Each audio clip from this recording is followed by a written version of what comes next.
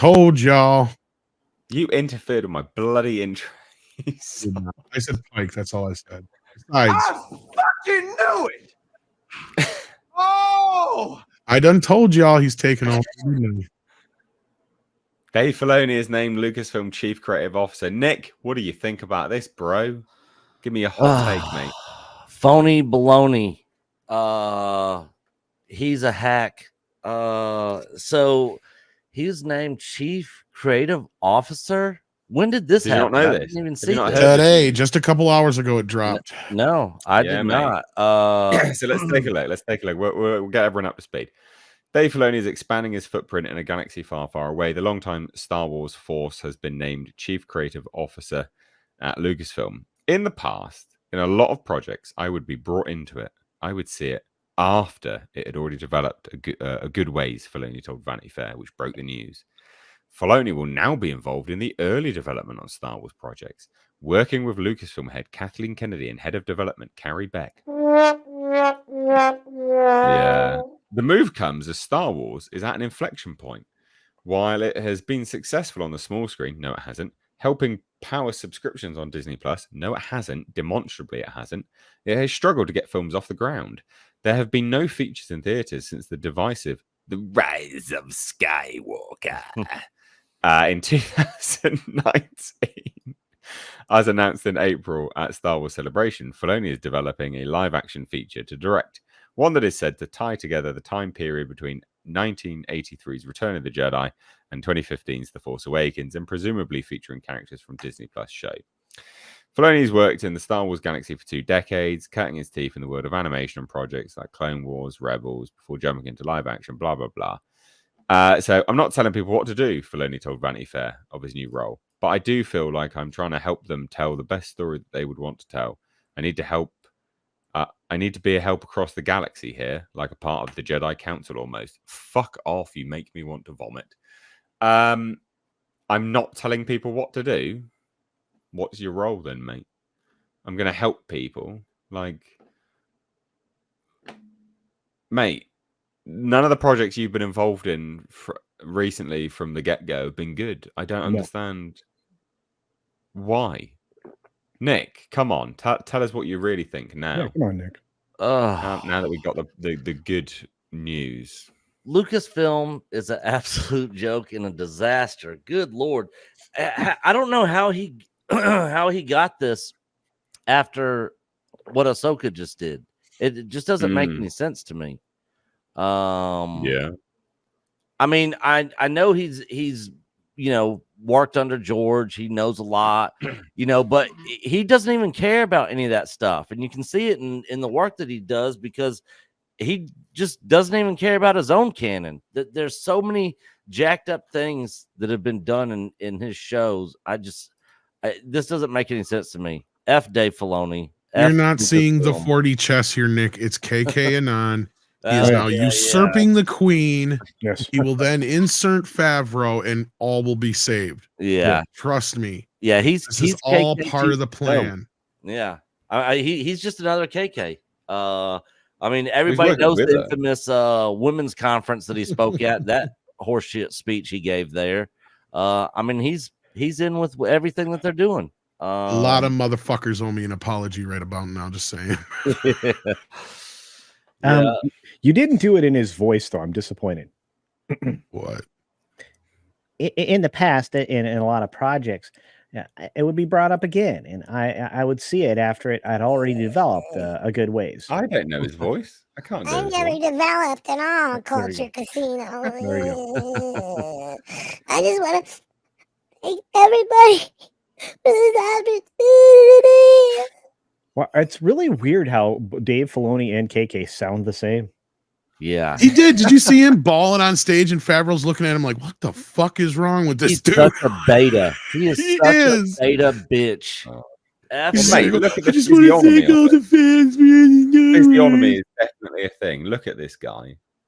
He is everything that you think he looks like. Physiognomy. It's a real thing. Dude, he's soy boy personified, Mr. H. Yeah, physiognomy. Yeah. Absolutely. So definitely a real thing. Yeah. God damn it. I told people to watch out for this little fucking snake for years. He's a snake in the grass. Well, hey, it's his turn to cowboy up, right, Wolf Boy? Let's see. There's a reason George didn't put his ass in charge. Well, yeah. Yeah. Well, well, what do you think then, Tom? You break it down. What we've been telling people. Oh, honestly, man, he's a little snake in the grass. He's everything Nick just said. He gives more shits about Ahsoka and what's her face, his other characters he's created, than he does anything about the Star Wars universe as a whole, or for the better, or for the greater good. Clearly, all the talent went out the door with Favreau. We can see that in season 3. Oh God, of Mandalorian, and what mess was Boba Fett. At this point, he got exactly what he wanted. He has been spending years. I mean, look, we've joked about civil wars and all this shit, but like, look, at the end of the day, there was a civil war and we fucking lost. And this is the losing salvo right here, guys. Yeah. This means Disney and Lucasfilm are doubling down harder than you could imagine now. Get ready for all the wham and power you can think of, the Force being female as you can believe. We're getting that fucking Rey movie. I know it. Yeah. I've told people that's the one that's guaranteed to happen, along with Filoni's little bastardization of whatchamacallit, Heir to the Empire. So yeah. It's going. This is it, kids. It's done. It's going to make no money. They make that Rey movie, it will flop. It's our fault, culture. You know that, right? Oh, okay. We didn't accept Rey. It's all our fault. She was a shit character. They had a chance to make a good film after Force Awakens. Being sarcastic. Oh, all right. I don't like this mainly because, well, one, he's not very good. We've seen what he's involved in, and they've not been good. From his direction to the writing, it's not good. But secondly, it confirms everything we suspected was happening. You know, that Favreau was being pushed out and kicked to the curb and things like this. This is not good by any stretch. You know, and as Tom says, and as Nick would say as well, is that at the end of the day, if George Lucas wanted him involved and in charge, he would have put him in charge. He didn't. Yeah. For a reason. But his judgment's already in question because KK's in charge. Yeah. Look, I will make an argument all day long for Kathleen Kennedy on paper before the deal went through. Same. Yeah. Like, that's the problem we have here is Kathleen Kennedy should have and worked out, but she didn't do what she should have done because she got this in her fucking brain that she was going to take over this franchise and make it for women. And be in Disney where it's at. That's one place she wouldn't have. Now, if this would have wound up at Warner Brothers, Sony, anywhere else but Disney, I guarantee you she would have hit a bunch of resistance with this idea of just making Star Wars for girls. Because they'd been like, what the fuck are you thinking? We bought this so we can sell toys.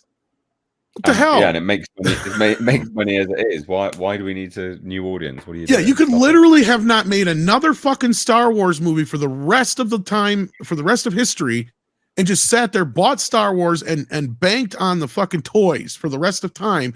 And they were in such a high point at that point that you never had done nothing.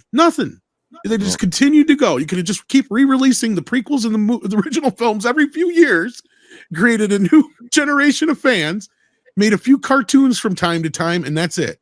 You'd have been done. You could have kept Star Wars alive for till the end of time. We didn't need any more movies. And I've been saying this forever. Dave Filoni doesn't care anything about George Lucas Star Wars. He is making it his own. He is making his own thing and doing his own thing with no regards to what George created. He says that in all his little comments and speeches when he's talking, but the work that he does and the stuff he puts out does not show that at all. Well, and people are like, well, she did nothing before. No, here's the thing. She worked with Steven Spielberg, Robert Zemeckis, all these other directors. Why was she not bringing in Ron Howard when it mattered, not to just clean up a fucking mess? Somebody like that, or John Favreau, should have been making the Star Wars trilogy, the sequel trilogy to begin with. And Ron Howard didn't even want to even do that project. The only reason he even did Solo was because they were going to pay to his. They were going to give him like over $3 something million or whatever, however much it was, to his little studio. That's the only reason he didn't care nothing about that. I actually Solo got that film. from Clint Howard himself. Yep. Yeah. Yeah, it was all because he told George no, because George wanted him to direct episode 1. And you want to know why he said no? Because he didn't want to deal with the same shit he dealt with on Willow. And that was basically George Lucas breathing down his neck the entire fucking time. Yeah. Because he didn't direct that movie by himself. He was directing it with George Lucas on the set the whole fucking time. So you had George basically ghost directing Willow. Just like Return of the Jedi with Ralph Marquand. Yeah. Backseat director, which is not what you want. But anyway, there you go. I mean, look, it's not going to be good. This will prove everyone that we are right, that he is a hack, and it's not going to go anywhere. So I thought that was quite funny.